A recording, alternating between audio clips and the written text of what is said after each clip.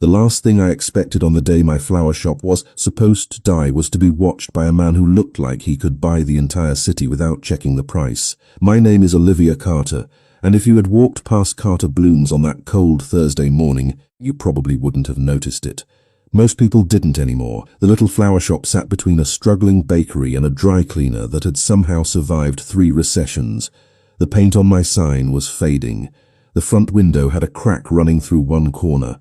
And inside I was standing behind the counter trying to figure out how to save a dream that was slipping through my fingers, one unpaid bill at a time.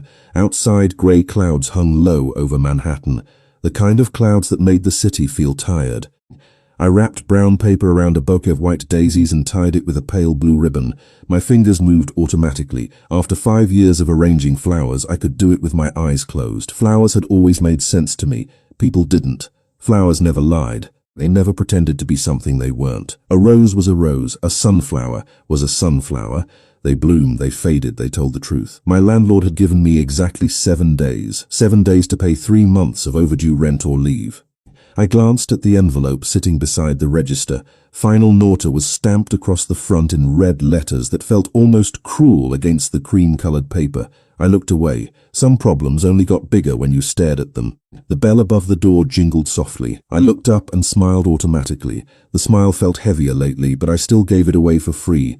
An elderly woman stepped inside, pulling her coat tighter around her thin shoulders. I recognized her immediately. Mrs. Patterson. She came in every Thursday, not because she could afford flowers, because she missed her husband. For 3 years she'd bought a single flower every week and placed it beside his photograph at home. "Good morning, Mrs. Patterson," I said. Her face brightened. She walked slowly toward the display buckets. Her eyes drifted across the flowers. Tulips, carnations, lilies. Then I watched the smile fade slightly. She checked her purse. I already knew what she was going to find. Not enough. It happened more often lately. Inflation didn't care about lonely hearts. "How much for the yellow roses?" she asked quietly. I hesitated. The truth sat heavy in my chest. $4 each. Her fingers tightened around the purse strap. "Maybe next week." She tried to smile. It broke my heart every time. I reached into the display bucket and pulled out 3 roses, bright yellow, fresh from that morning's delivery. Before she could protest, I wrapped them carefully and handed them to her. "Olivia, no." She frowned. "By who?" I smiled. "A secret admirer." Her eyes softened. I thought she might cry. Instead, she squeezed my hand. "The world needs more people like you, if only she knew. Kindness didn't pay rent. Kindness didn't keep the lights on. Kindness definitely didn't stop banks from sending overdue notices. But I couldn't help myself. My mother used to say that flowers existed because God wanted proof that beauty could survive difficult seasons. I liked believing that, even now, especially now. After she left, the shop became quiet again. The soft hum of the refrigerator, the faint scent of roses and eucalyptus, the ticking clock above the doorway. I checked my phone. No new orders, no missed calls, no miracles, just silence. Around noon, rain began tapping gently against the front windows. The city blurred beyond the glass. People hurried past, carrying umbrellas. Nobody stopped. Nobody came inside. I stood near the window, holding a spray bottle, misting a collection of pink peonies that would probably never sell. That's when I noticed the car.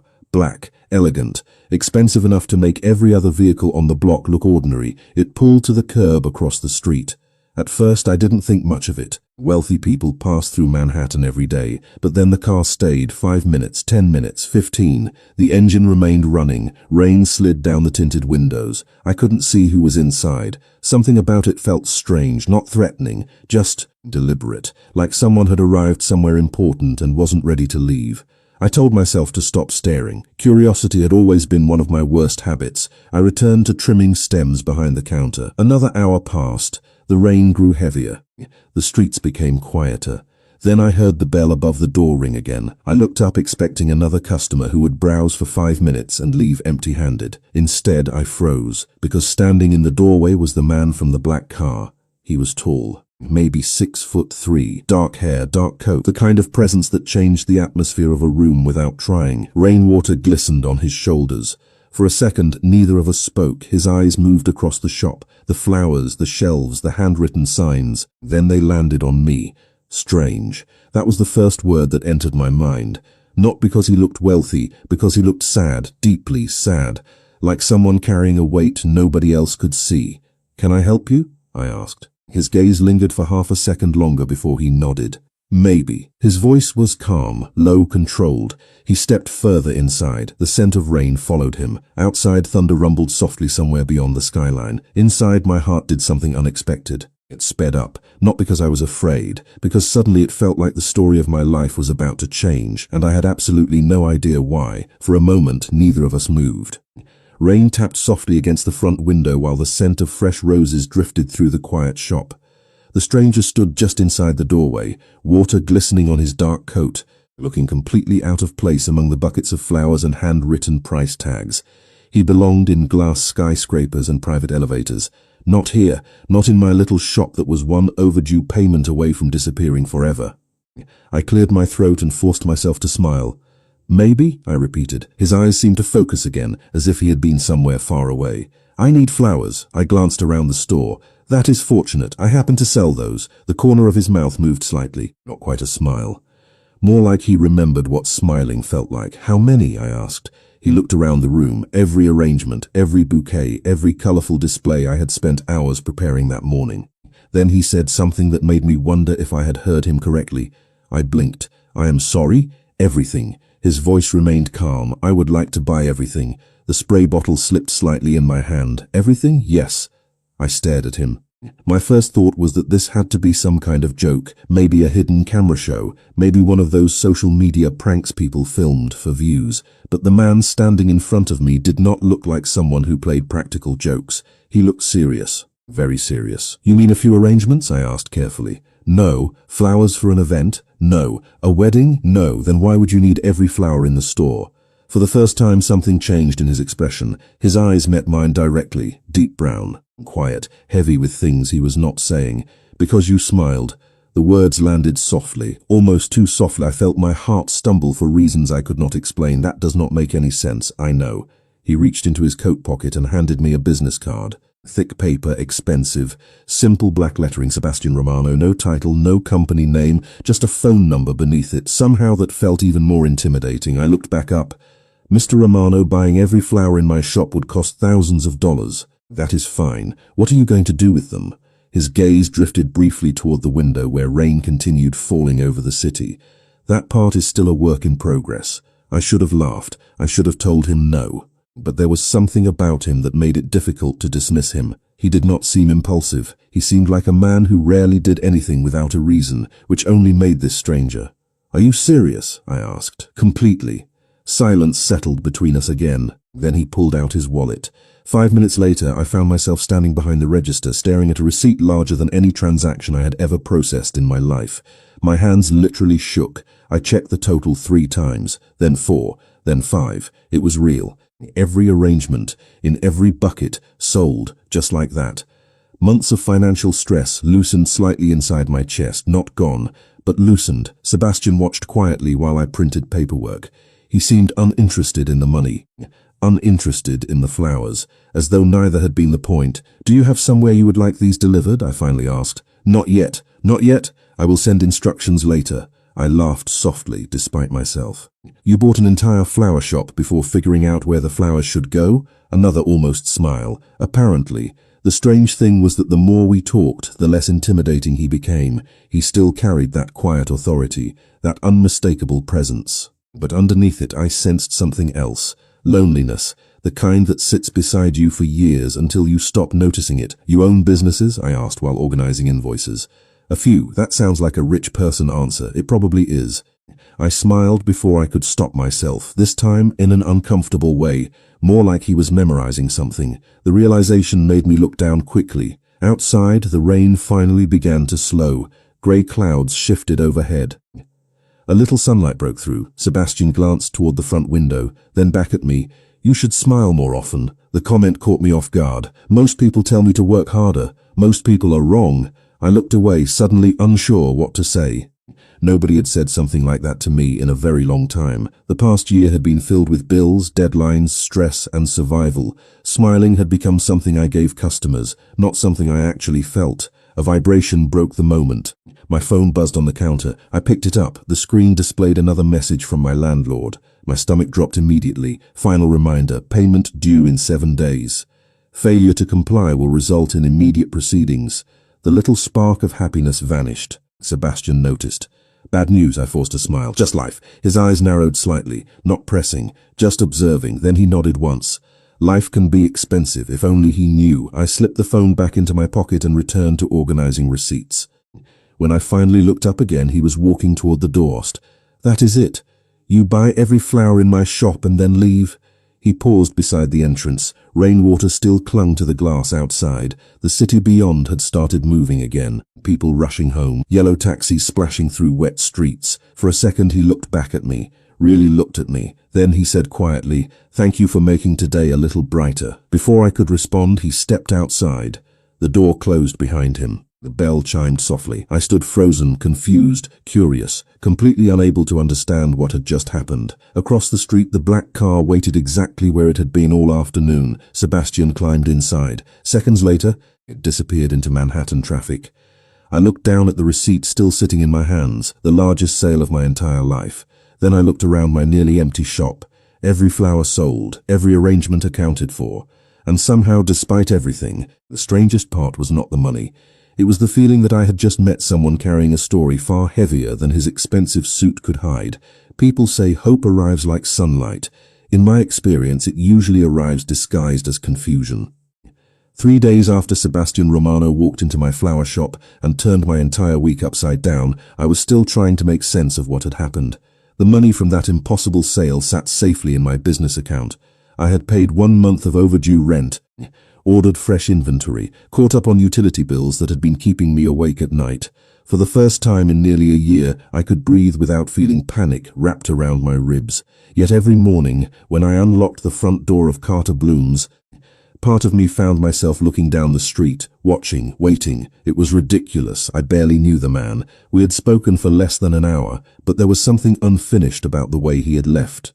Like the final page of a book had been torn out before I could read it. Friday morning arrived bright and cold. Sunlight spilled across the display windows, turning the shop into a little world of color. Pink roses, white lilies, blue hydrangeas, golden sunflowers. Flowers always seemed happier when the sun came out. I was arranging tulips near the front counter when the bell above the door chimed. My smile appeared automatically. Then I froze, not because Sebastian had returned, because nobody had entered at all. I frowned and walked toward the door. Hanging from the handle outside was a small white envelope. No name, no address, just a single fresh daisy tucked beneath the flap. I opened it carefully. Inside was a card.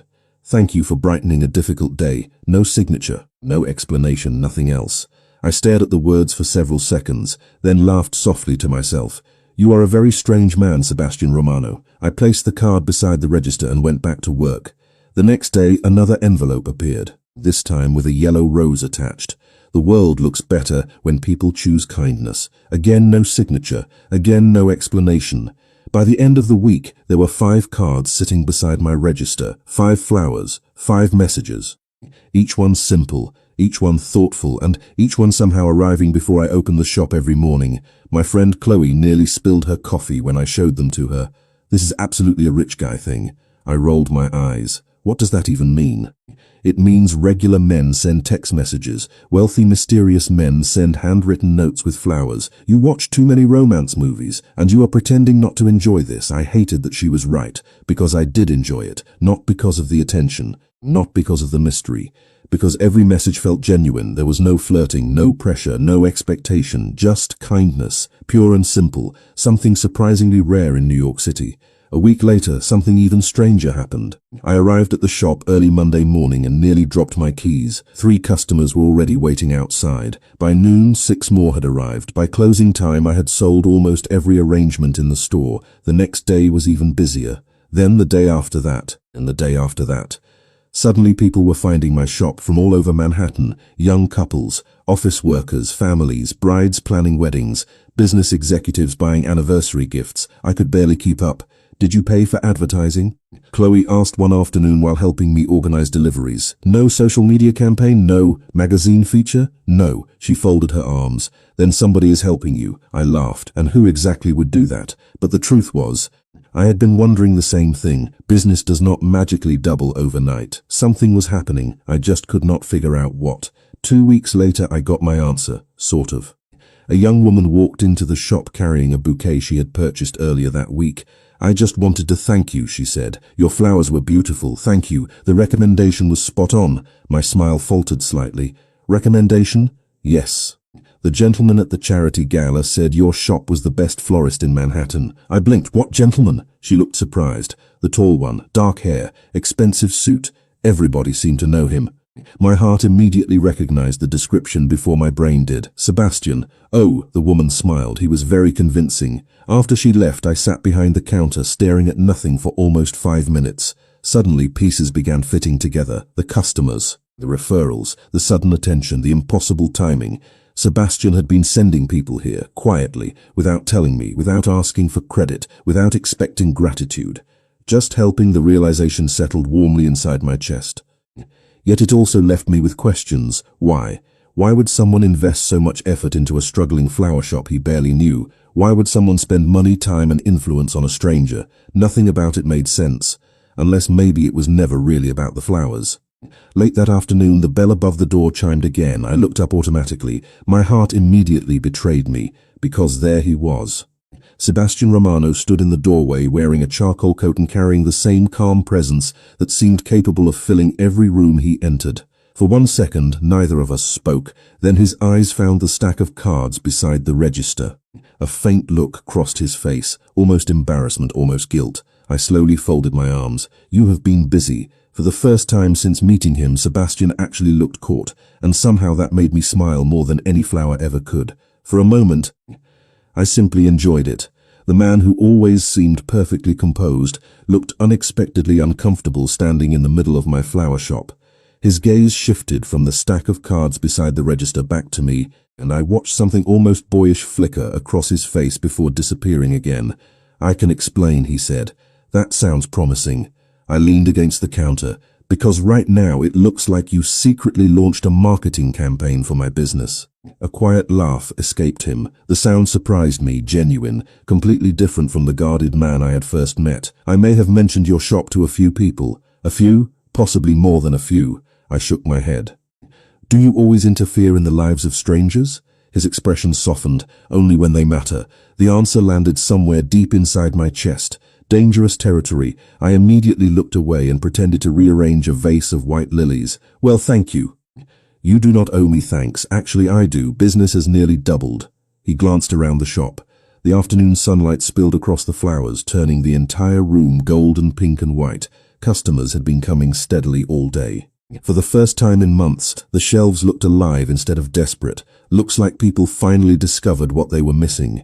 I rolled my eyes. That was smooth. It was true. Somehow, conversations with Sebastian never felt forced. They flowed naturally, quietly. As if we had skipped several steps and landed somewhere familiar. He stayed for nearly an hour that afternoon. Not because he needed flowers. Not because he had business to discuss. He simply stayed. We talked about the city, about favorite restaurants, about the strange things people did during New York winters. I learned that he preferred black coffee, disliked crowded parties, and spent most of his time working.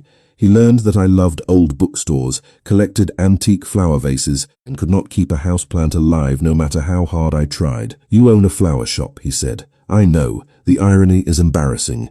Another smile appeared. There it was again, that small transformation that happened whenever he forgot to guard himself. Late in the afternoon, an elderly customer entered carrying a cane. I immediately excused myself to help her select flowers for her granddaughter's birthday. By the time I finished wrapping the bouquet, Sebastian had quietly moved to one side of the store. I noticed him watching as I spoke with the customer, not staring, the same way he always seemed to observe everything. When the woman finally left, I found him standing beside a display of pale pink roses. "What?" I asked. "Nothing. That is not true." He hesitated. "You are good with people," I laughed. "That is funny because I spend most of my life convinced I am awkward. You make people feel important." The sincerity in his voice made me pause. "That matters more." For a second, neither of us spoke. Outside, evening shadows had begun stretching across the street. The city lights flickered on one by one. Cars moved past the window in streams of white and red. The shop felt smaller somehow, warmer, more personal. Sebastian checked his watch. Something shifted behind his eyes. A reminder, a responsibility. Whatever world existed outside these walls had come calling. "You have to leave." It was not a question. He nodded once. Unfortunately, I felt an unexpected disappointment. Ridiculous, we barely knew each other. Yet the thought of him leaving made the room feel quieter already. "Will I see you again?" The question escaped before I could stop it. His eyes lifted to mine. For one heartbeat, the entire shop seemed to disappear. There was only the scent of flowers and the soft hum of the refrigerator and the look on his face. Yes, the answer came immediately. Certain, absolute, as though there had never been another possibility. Somehow that certainty made me smile. Sebastian noticed. I knew he noticed because something softened in his expression. Same way sunlight softens hard edges, he walked toward the door, then stopped with his hand resting on the handle. "Olivia, yes? Keep smiling," I laughed softly. "You really are strange." "That is not new information." The bell chimed as he stepped outside. Through the front window, I watched him cross the sidewalk toward a waiting black car.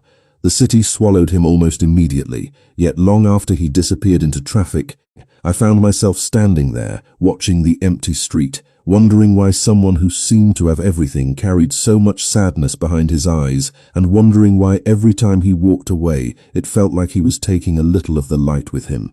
Some people enter your life like a storm. Others arrive so quietly that you do not realize they have changed everything until you look back and notice the person you used to be no longer exists. Over the next few weeks, Sebastian became part of my routine in a way that felt both natural and completely unexpected. He never announced when he was coming, he simply appeared, sometimes on a Tuesday afternoon, sometimes just before closing, sometimes for 10 minutes, sometimes for an hour. And every single time he bought flowers, not entire inventories anymore, just one arrangement, one bouquet, one excuse to walk through the door. The strange thing was that he never seemed interested in talking about himself. Whenever the conversation drifted toward his work, he redirected it with almost professional skill. If I asked what he did, he would ask about the flower shop. If I asked where he traveled, he would ask about my favorite childhood memory. Somehow I always ended up talking while he listened. Really listened. Most people waited for their turn to speak. Sebastian paid attention as if every word mattered. One rainy Thursday evening, business had finally slowed enough for me to catch my breath.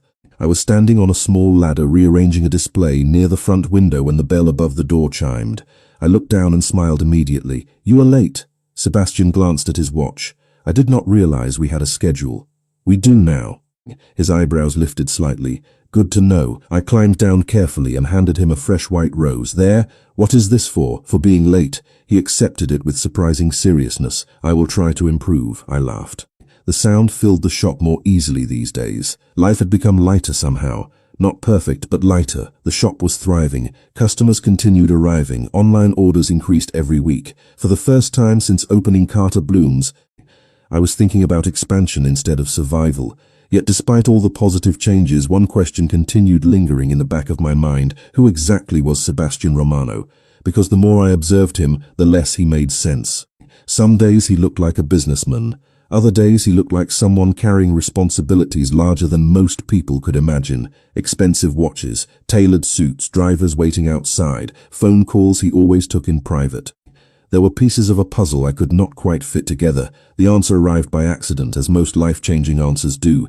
It happened on a Saturday afternoon. The shop was crowded. Valentine's season was approaching, and customers filled nearly every corner. I was wrapping a bouquet when two women entered. One of them stopped suddenly after noticing Sebastian near the display cooler. "Oh my God," she whispered. Her friend immediately followed her gaze. Both women looked stunned. I glanced towards Sebastian. He seemed unaware of the attention. "What?" I asked. The first woman leaned closer. "Do you know who that is?" I laughed.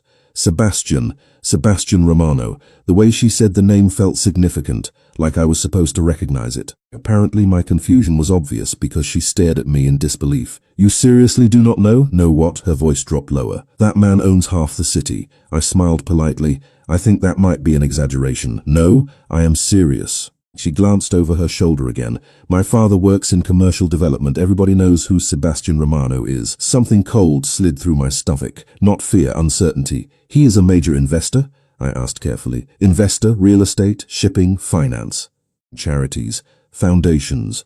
She paused. Powerful people listen when he talks. Before I could ask another question, the women finished their purchase and left, but the conversation remained, echoing. I found myself watching Sebastian differently after that. Not because I was impressed by money, because suddenly certain things made sense. The confidence, the influence, the way doors seemed to open around him. Later that evening, after the last customer left, We stood near the front window, watching snow begin to fall over Manhattan. Tiny white flakes drifted beneath the streetlights, quiet, beautiful, peaceful. "Can I ask you something?" I said. Sebastian turned toward me. "Anything. How rich are you?" For 1 second, he looked genuinely surprised. Actually, he laughed, deep and warm and completely unguarded. "That is a dangerous question. That means very rich, probably." I folded my arms. "Why did you never tell me?" His expression softened. "Because it is not the most important thing about me. The answer should not have affected me, yet somehow it did, because he meant it." I could hear the truth in his voice. Outside, snow continued falling. Inside, the shop glowed with warm light and the scent of fresh flowers. For a moment, everything felt suspended, safe from the rest of the world. Then I noticed something again, that familiar sadness hiding behind his eyes, the same sadness I had seen on the first day. The same sadness that appeared whenever he thought nobody was looking, and for the first time I realized wealth was not the thing Sebastian was hiding. There was something else, something deeper, something painful, and whatever it was, it had followed him all the way into my little flower shop. The truth has a strange way of waiting until you are ready to hear it. A week passed after our conversation about Sebastian's wealth, and although nothing seemed different on the surface, I could feel something changing beneath it. The distance between us had grown smaller, the silences no longer felt awkward, the conversations lasted longer, yet the question that lingered in my mind remained the same. What was hiding behind that sadness? The answer came on a quiet Sunday afternoon. Snow covered the sidewalks outside, softening the noise of the city. Business was slow, which was normal for a winter weekend. I was trimming the stems of white roses when the bell above the door chimed. I looked up and smiled automatically. Sebastian. He was carrying no flowers this time, no business phone, no visible distractions, just himself. Somehow he looked more tired than usual. "You look exhausted," I said. He glanced toward the display window. "Work?" For a moment he hesitated, then he nodded. "Something like that." I handed him a cup of coffee from the small machine behind the counter. "You need this." He accepted it with a grateful smile. "You always take care of everyone." Occupational places. Me behind the counter, him near the window. Outside, snowflakes drifted lazily through the afternoon light. For several minutes, neither of us spoke. Then my eyes landed on something I had never noticed before. A silver chain partially visible beneath his sweater. Attached to it was a small pendant, a flower, tiny, delicate, completely unexpected. "What is that?" I asked. His hand instinctively moved toward it. For the first time since I had met him, genuine surprise crossed his face. "Nothing important? That means it is very important." He looked away. Silence settled between us, heavy this time. "Different?" I immediately regretted asking. "You do not have to tell me." His gaze remained fixed on the falling snow outside. "Her favorite flower was a white daisy." I frowned slightly. "Whose?" For several seconds he said nothing. Then he spoke so quietly I almost missed it. "My sister." The words seemed to change the air around us. I had never heard him talk about family before, never heard him mention anyone with that kind of tenderness. "You had a sister?" His jaw tightened slightly. "I still do." The answer confused me. "Still do?" He took a slow breath. "She passed away 8 years ago." My heart immediately sank. "Sebastian?" He gave a small shake of his head, not to stop me, more like he was steadying himself. "Her name was Sophia." I listened quietly. The city disappeared. The flower shop disappeared. There was only his voice. She could walk into a room and somehow make everything feel lighter. A faint smile appeared, sad and beautiful at the same time. People loved her instantly. She remembered birthdays, sent handwritten cards, brought flowers to strangers for no reason. His eyes lowered toward the coffee cup in his hands. She believed the world was kinder than it actually is. Something tightened painfully in my chest, because I knew that look. The look people get when they are speaking about someone they miss every single day. "You loved her very much." He laughed softly, "More than anyone." Silence followed. Not uncomfortable, just honest. Then he looked at me, really looked at me. The way he had on the first day, the way he always seemed to when he forgot to protect himself. "The first time I saw you giving flowers to that elderly woman, I remembered her." My breath caught. "Me?" He nodded. "Sophia used to do things like that." Suddenly everything began fitting together. The flowers, the cards, the strange kindness, the way he watched me smile as though it mattered. "Sebastian," his expression softened. "For a second, standing outside your shop that day, it felt like the world had color again." I could not speak. Emotion filled my throat too quickly. He looked embarrassed by his own honesty and stared back out the window. "That probably sounds ridiculous." "No." My voice came out quieter than I intended. "It does not." The snow continued falling. Soft white flakes drifting through the grey afternoon. For the first time since meeting him, I finally understood part of the sadness he carried. It was grief. Not the loud kind, not the dramatic kind. The quiet grief that settles into your life and learns how to stay. The kind that never completely leaves. Sebastian had not come back because of flowers. He had not returned because of curiosity. He had returned because something about this little shop reminded him of someone he loved and lost. And somehow that realization made my heart ache for him even more than before. Then he looked at me and offered a small smile. Sophia would have liked you. I felt tears threaten the corners of my eyes. I wish I could have met her. His gaze lingered on me for one long moment. Sometimes, he said softly, I think you already did. After that afternoon, I could not stop thinking about Sophia. Not because Sebastian had compared us, not because of what he had said, because of the look in his eyes when he talked about her. It was the look people carry when love survives even after loss, the kind of love that becomes part of who you are. For the next several days, I found myself noticing little things differently. Every time Sebastian walked through the door, I paid closer attention. The way he always greeted every employee by name, the way he held doors open for strangers without expecting thanks, the way he remembered details from conversations that most people would forget. Maybe that was why Sophia had mattered so much. Maybe kindness ran in the family. February settled over Manhattan with icy mornings and bright afternoons. Business continued growing. Carter Blooms felt alive. Delivery orders covered the bulletin board behind the register. Fresh inventory arrived almost daily. The little shop that had nearly disappeared now buzzed with energy from opening until closing. Sometimes I caught myself standing in the middle of it all, just taking a moment to be grateful. One afternoon, while organizing invoices, I heard a familiar voice. You are smiling again. I looked up. Sebastian stood near the counter holding a bouquet of white daisies. You keep appearing whenever that happens. Interesting coincidence. Very suspicious coincidence. A rare grin appeared. You are becoming difficult. He shook his head, but I could tell he was amused. The conversation drifted naturally as always, yet something felt different, not uncomfortable, just deeper.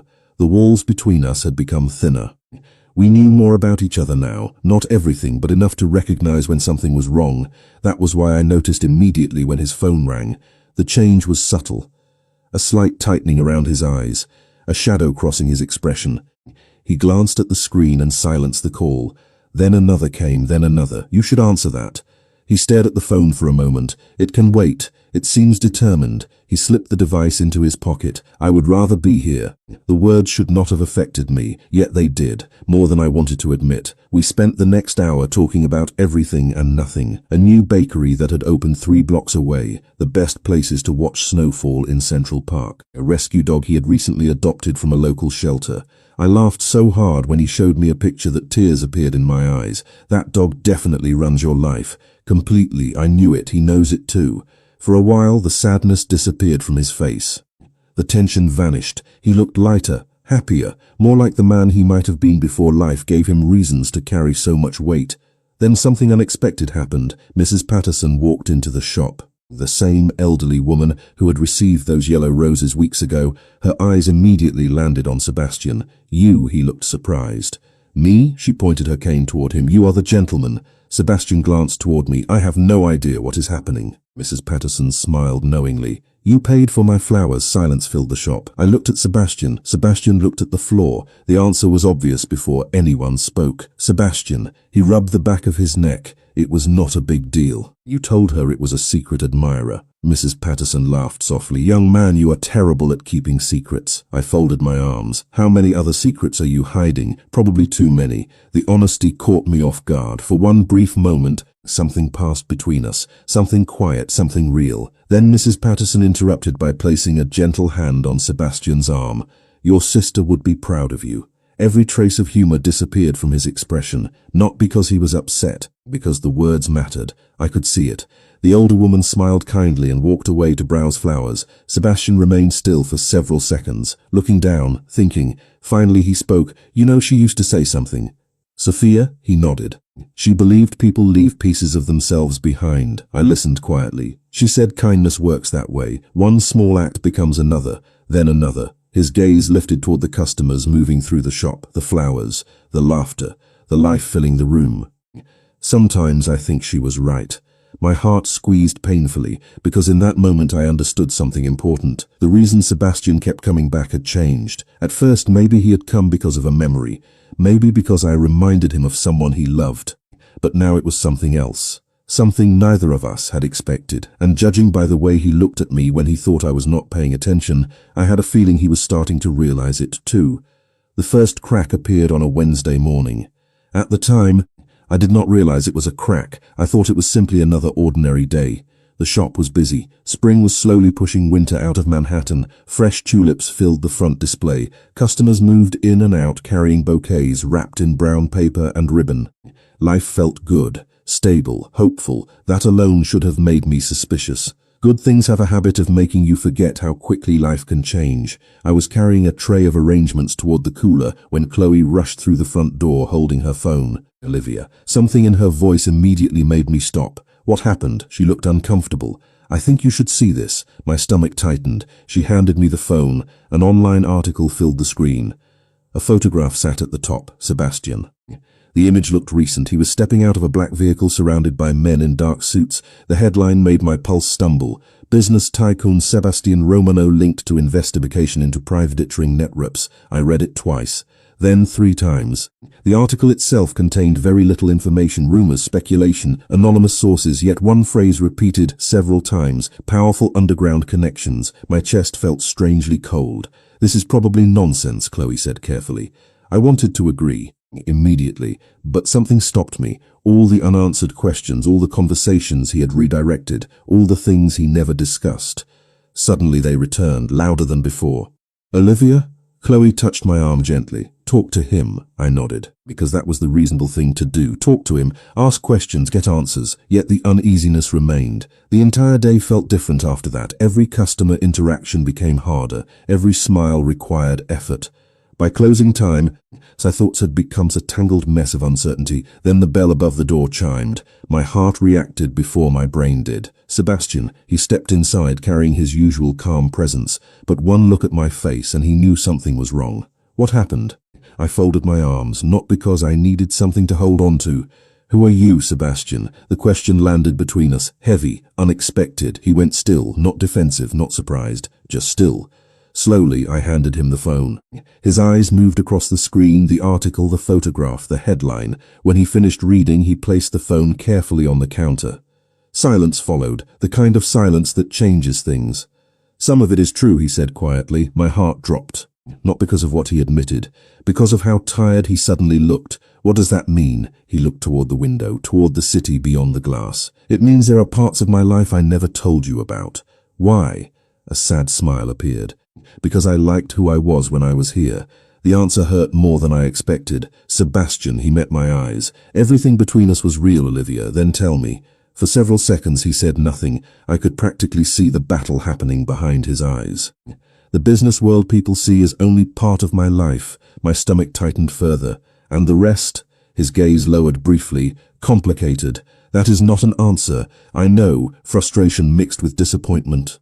Not because I thought he was dangerous. Not because of the article. Because I realized there were entire chapters of his life hidden from me. How long were you planning to keep this secret?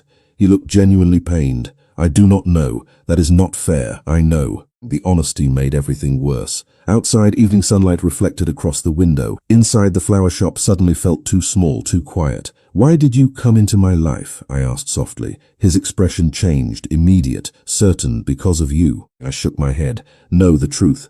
That is the truth. His voice remained calm. At first, maybe it was a memory, maybe it was grief, but that stopped a long time ago. My chest tightened painfully. Then what is it now? For one heartbeat, neither of us moved. Then he answered, now it is you. The sincerity in his voice almost broke me, because I believed him, every word. Yet belief did not erase uncertainty. It did not erase secrets. It did not erase the feeling that there was a world surrounding Sebastian Romano that I did not understand, a world much larger than flower shops and handwritten notes and quiet afternoons. Finally, I looked away. I think you should go. Pain flashed across his face. brief but unmistakable, please. The silence that followed felt endless. Then he nodded once, slowly, respectfully, like a man accepting something he never wanted. He walked toward the door, his hand rested on the handle. For a second, I thought he might say something else. Instead, he looked back at me and offered a small, sad smile. I never lied about the important things. Then he stepped outside. The bell chimed softly, the door closed. And for the first time since Sebastian Romano entered my flower shop, I watched him leave without knowing if he would ever come back. The strange thing about heartbreak is that it does not arrive all at once. It settles in quietly, like dust, like winter, like a song you cannot stop hearing long after it ends. The days after Sebastian left felt exactly like that. Carter Blooms remained busy, customers still arrived with smiles, deliveries still needed arranging. Life continued moving forward whether my heart wanted it to or not. Yet everything felt different. The shop felt different. The chair near the window where he liked to sit remained empty. The coffee cups stayed stacked on the shelf because there was nobody to share them with. Even the flowers seemed quieter somehow. I told myself I had done the right thing. Trust mattered. Honesty mattered. If Sebastian had hidden such a large part of his life, I deserved answers. That was reasonable, mature, sensible. Unfortunately, none of those things made me miss him any less. A week passed, then another. No visits, no flowers, no handwritten cards, no messages, nothing. The silence hurt more than I expected. One rainy afternoon, I found myself standing near the front window watching people hurry through the city beneath umbrellas. Grey clouds hung low over Manhattan, the same kind of weather from the day Sebastian first appeared. Funny how memories worked. You are staring at the street again. I looked away. I am not. You absolutely are, I sighed. Maybe a little. She crossed her arms. Then call him. No, why? Because I was afraid. Not of Sebastian, of what I might discover, of what I might feel, of how much I already cared. Before I could answer, the bell above the door chimed. Both of us looked up. My heart jumped, then immediately fell. It was not Sebastian. Instead, a middle-aged man wearing a navy coat entered carrying a small envelope. "Olivia Carter?" he asked. "That is me." He handed me the envelope and left before I could ask questions. No explanation, no conversation, just gone. My pulse quickened slightly. I already knew who had sent it. The handwriting confirmed it. Sebastian. For several seconds I simply stared at the envelope. Then I opened it carefully. Inside was a single photograph, nothing else, no note, no message, just a picture. My breath caught. The photograph showed a small garden filled with white daisies. Sunlight poured across the image. At the center stood a young woman smiling at the camera. Sophia, I knew immediately. The resemblance was not physical, not exactly. It was something softer, the warmth in her eyes, the kindness in her smile, the feeling that the world became lighter around her. I turned the photo over. Written on the back were 6 simple words. She would have loved your flowers, that was it. No defense, no excuses, no attempt to change my mind. Somehow that hurt more than any argument could have, because the message felt honest, vulnerable, real. That night I took the photograph home. I placed it beside my bedside lamp and stared at it longer than I should have. The next morning brought another surprise. A delivery truck arrived carrying 12 large planter boxes, beautiful cedar wood, brand new. I immediately called the supplier. There must be a mistake. The manager checked the order. No mistake. They were paid for weeks ago. My stomach tightened. Paid by who? Silence. Then a careful answer. A client requested anonymity. Of course he did. By lunchtime, workers had installed the planters outside the shop. Fresh flowers filled each one. The entire storefront looked transformed. More welcoming, more beautiful, more alive. Customers stopped constantly to admire them. I should have been annoyed. Instead, I found myself smiling despite everything. That evening after closing, I stepped outside to water the new flowers. The city glowed around me. Headlights reflected off wet pavement. Music drifted from a nearby restaurant. Spring was finally arriving. I was adjusting a planter when a familiar voice spoke behind me. They looked better than I imagined. Every muscle in my body froze. Slowly I turned around. Sebastian stood several feet away. No suit this time, just a dark jacket and tired eyes. For a moment neither of us spoke. The city noise faded into the background. There was only him. Only us. You paid for these. He nodded once. Yes. I looked at the flowers, then back at him. Why? A sad smile touched his face. Because you discited painfully. Sebastian. He looked down briefly before meeting my eyes again. I meant what I said, Olivia. The sincerity in his voice made it difficult to breathe. About what? His gaze never left mine. The important things. The silence that followed felt endless, because for the first time since he walked away I realized something terrifying. No matter how many questions remained unanswered, Part of my heart had never stopped waiting for him to come back. For several seconds neither of us moved. The evening air carried the scent of fresh soil and flowers from the new planters lining the sidewalk. Traffic rolled past in the distance. Somewhere down the block, musician played a slow melody on a saxophone. New York kept moving, yet the moment felt suspended outside of time. Sebastian stood beneath the glow of a street lamp, his hands in his jacket pockets, watching me with the same quiet intensity that had followed him since the day we met. "You should not have done this," I said softly, looking at the flowers surrounding us. "Probably not. Then why did you?" A faint smile touched his face. "Because walking away did not change how I felt. My heart betrayed me immediately. I looked down at the planter beside me, pretending to adjust a flower that did not need adjusting. You make everything sound simple. It is simple. No, it is not."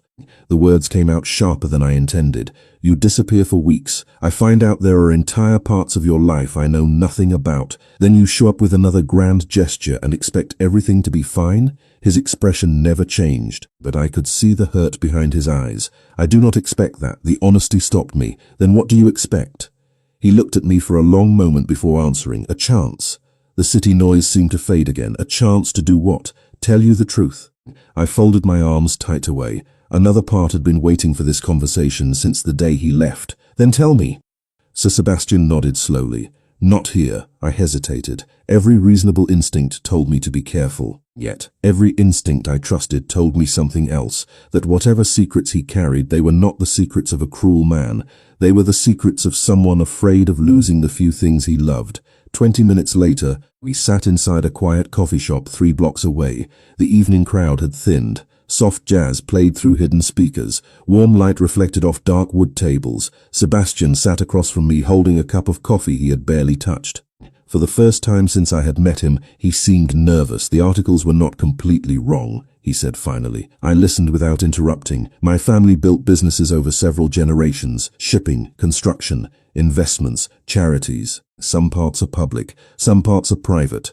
He paused. "And some people assume the worst because power makes an easy headline. Are they wrong?" He considered the question carefully. "Sometimes." It was not a perfect answer, yet it felt truthful. "I have spent years trying to protect what my family built," he continued. "After Sophia died, it became easier to focus on work than on anything else." His gaze lowered briefly. "Work does not ask you to heal." The sadness in his voice made my chest ache. "And then you walked into a flower shop." A small smile appeared. "Actually, you were standing outside it." Despite everything, I laughed. The sound seemed to ease some invisible tension between us. Sebastian looked relieved just hearing it. "Do you know what scared me most?" he asked quietly. I shook my head. "You." My eyebrows lifted. "Me? You made me care about things again." The confession hung in the air between us. "That sounds terrible." It was terrifying. I laughed again. This time he joined me. The warmth that followed felt familiar. Like coming home after being away too long. For nearly 2 hours we talked. No distractions, no careful redirections. He told me stories about Sophia, about the rescue dog that had destroyed 3 expensive rugs, about the loneliness that followed him through crowded rooms and business dinners and luxury apartments. And slowly I began to understand something important. Sebastian Romano was not hiding because he enjoyed secrets. He was hiding because he had spent years believing people would only see the headlines instead of the person. When we finally stepped back outside, the city glittered beneath a clear night sky. We walked together toward the flower shop. Neither of us seemed eager for the evening to end. As we approached the storefront, I noticed something unusual. Several customers stood outside admiring the new planters. One woman pointed toward the display and smiled. "This place is beautiful." Her words were simple. Yet I watched Sebastian's reaction, the quiet satisfaction, the happiness he tried to hide. In that moment a realization settled inside me. He never cared about being thanked. He never cared about recognition. What mattered to him was seeing other people happy. Maybe that was what Sophia had left behind. Maybe that was the piece of her still living inside him. We stopped in front of the shop. The flowers swayed gently in the evening breeze. "So where do we go from here?" I asked. Sebastian looked at me, really looked at me. The way he always did when he forgot to protect himself. Then he smiled. Not the guarded smile, not the polite one, the real one, hopefully forward. And for the first time in weeks I found myself believing that was possible too. Sometimes happiness arrives so quietly that you do not trust it at first. The weeks that followed felt exactly like that. Spring settled over Manhattan. The trees lining the sidewalks began turning green again. Customers lingered longer outside the flower shop. Sunlight filled the front windows each morning, and somehow, without either of us officially deciding it, Sebastian became part of my everyday life. He still disappeared occasionally for meetings and responsibilities I did not fully understand. But now he always came back. Sometimes he arrived carrying coffee. Sometimes he brought photographs of his dog doing something ridiculous. Sometimes he simply walked through the door and sat near the window while I worked. There was comfort in that. A kind of peace I had never experienced before. One Saturday afternoon, the shop was so busy that I barely had time to breathe. Mother's Day was approaching, and every cooler was packed with flowers, waiting to become arrangements. I was balancing 3 orders, answering a phone call, and trying not to panic when Sebastian appeared beside me. "You look stressed, very observant." He glanced at the stack of order forms. "How can I help?" I laughed. "You? I am capable of following instructions. That remains unproven." 10 minutes later, Sebastian Romano, one of the most powerful businessmen in New York, was carrying buckets of flowers from the storage room while customers tried very hard not to stare. The entire situation was absurd, and yet watching him work made me smile. He never complained, never acted important, never behaved as though helping was beneath him. At one point, Mrs. Patterson walked into the shop and nearly dropped her purse. "Well," she announced loudly, "this is a surprise." Sebastian looked up from a bucket of tulips. "Good afternoon." She pointed her cane at him. The entire shop laughed, including Sebastian. By closing time, my feet ached and my hands smelled like roses. But every order was finished, every customer left happy. As I locked the front door, Sebastian handed me a bottle of water. "You survived." "Barely." We started walking through the city together. Evening sunlight reflected from glass buildings. The air felt warmer than it had in months. Around us, New York moved with its usual energy. Taxis, street musicians, couples holding hands, ordinary life. The kind of life I had always wanted. "Can I ask you something?" Sebastian said. I glanced toward him. "You usually do." His expression grew thoughtful. "Why flowers?" The question surprised me. "What do you mean?" "You could have done anything, opened any business, chosen any career." He looked at me carefully. "Why this?" For a moment I considered giving an easy answer. Then I decided to tell the truth. After my parents died, everything felt grey. The words came quietly. Not dramatic, just empty. One day someone sent flowers to our apartment. Nothing expensive, just a small bouquet. I smiled faintly at the memory. The room felt different afterward, brighter somehow. We stopped briefly at a crosswalk while traffic passed. I remember thinking that maybe beauty mattered more than people realized. My eyes drifted toward the setting sun. Flowers do not solve problems, but they remind people that difficult seasons do not last forever. Silence followed. Not uncomfortable, thoughtful. Then Sebastian spoke. "That sounds exactly like something Sophia would have said." The comment made me smile. "I think I would have liked her. You would have loved her." We continued walking. Neither of us noticed how naturally our pace matched, how comfortable the silence felt, how easy everything had become. Finally we reached a small park overlooking the river. The city skyline shimmered in the distance, and sat together watching sunlight dance across the water. For a long time, neither of us spoke. Then Sebastian broke the silence. I spent years believing my life was already decided. His voice remained calm, but I heard the vulnerability beneath it. Work, responsibilities, expectations. He shook his head slightly. I stopped imagining anything else. My heart tightened. "And now?" He turned toward me. The look in his eyes stole every prepared thought from my mind. "Now I am not so sure." The honesty of the moment settled between us, real, unavoidable. For the first time I realized neither of us was standing on safe ground anymore. Whatever existed between us had grown beyond friendship, beyond gratitude, beyond coincidence.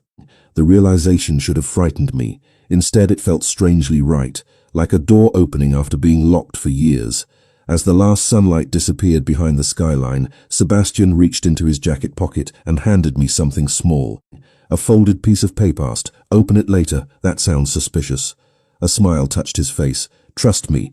I slipped it carefully into my purse. Then we sat together watching the city lights appear one by one across Manhattan.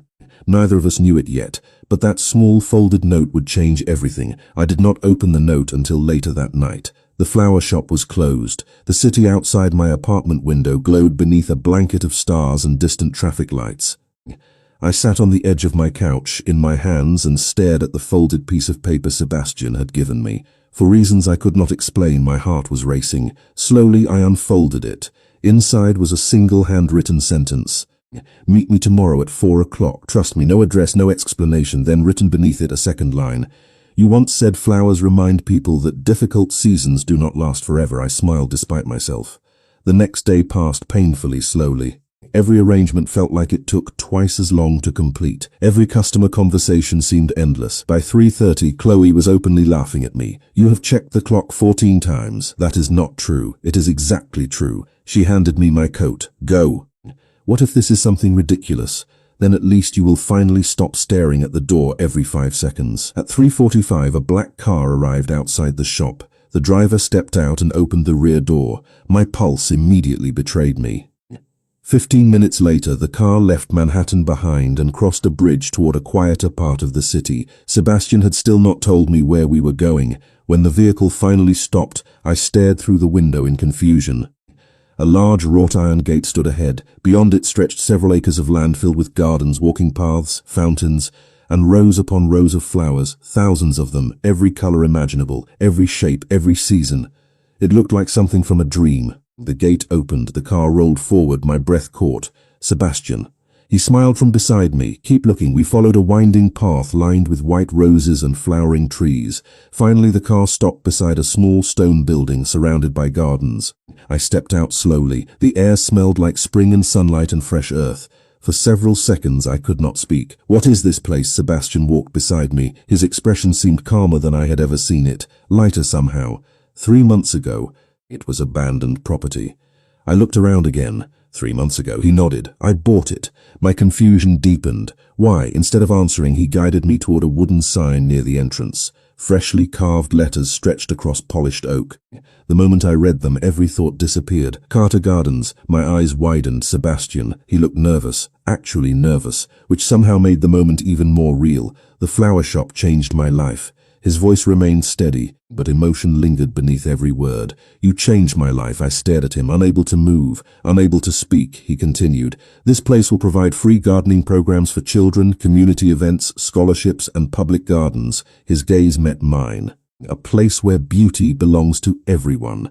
You named it after me? He smiled softly. You inspired it. The world seemed to blur for a moment. Sunlight shimmered across the gardens. Birds moved through the trees. Somewhere nearby, water flowed gently from a fountain. Everything felt impossibly beautiful. Then Sebastian reached into his jacket pocket. My heart nearly stopped. Not because of what he pulled out, because of the look on his face. The honesty, the vulnerability, the hope.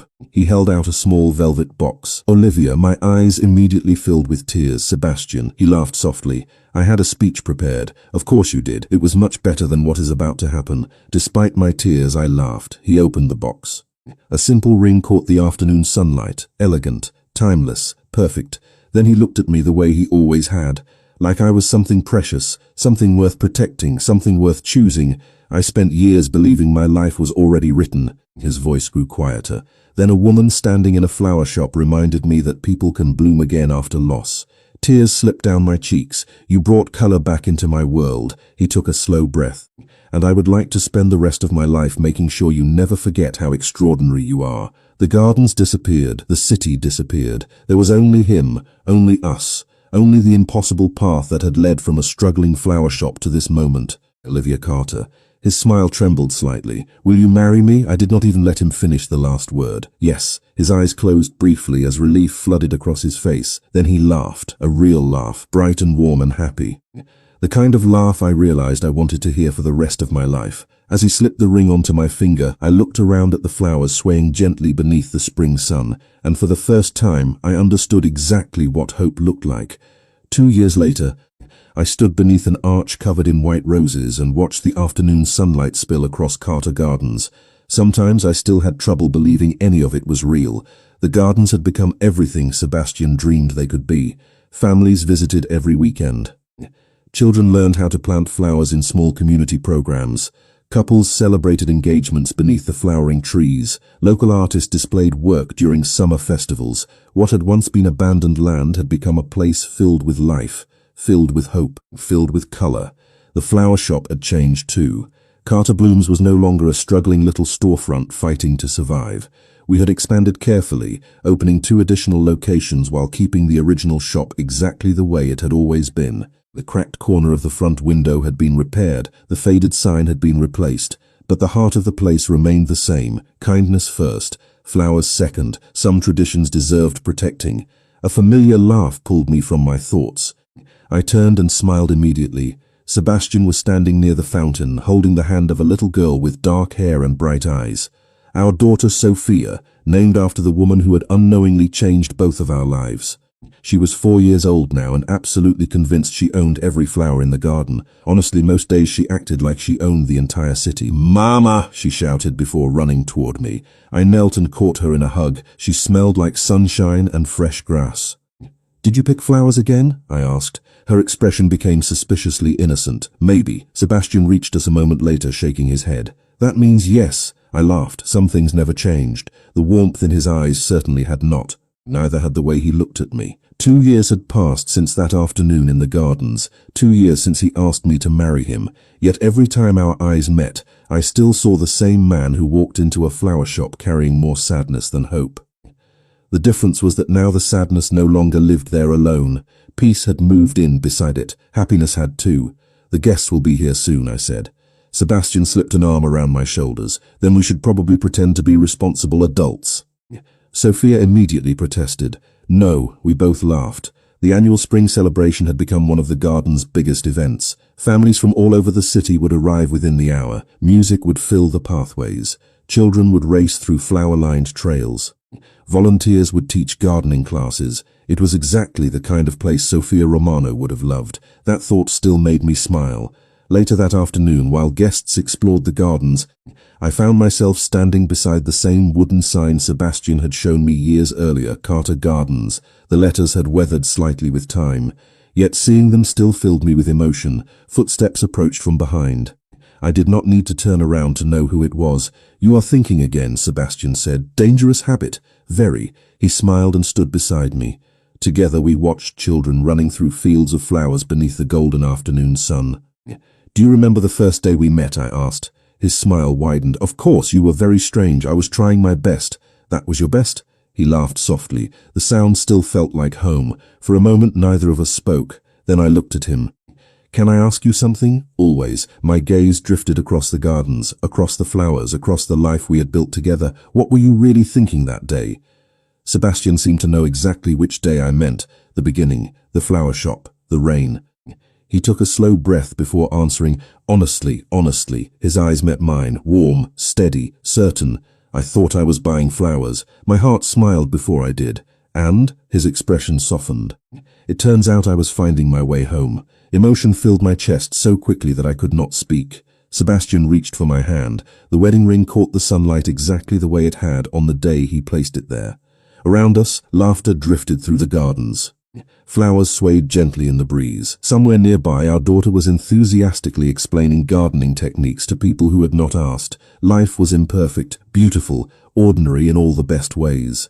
And as I stood there beside the man who had once walked into my shop carrying grief and left carrying hope, I finally understood something my mother had tried to teach me years ago. Flowers do not last forever. Seasons change. Storms come and go. But kindness has a way of self-divined. In gardens, in memories, in people. Sometimes one small act becomes another, then another, until an entire life blooms from it. And standing there with Sebastian's hand in mine, watching the people we loved fill a place built from hope, I realized that was exactly what had happened to us.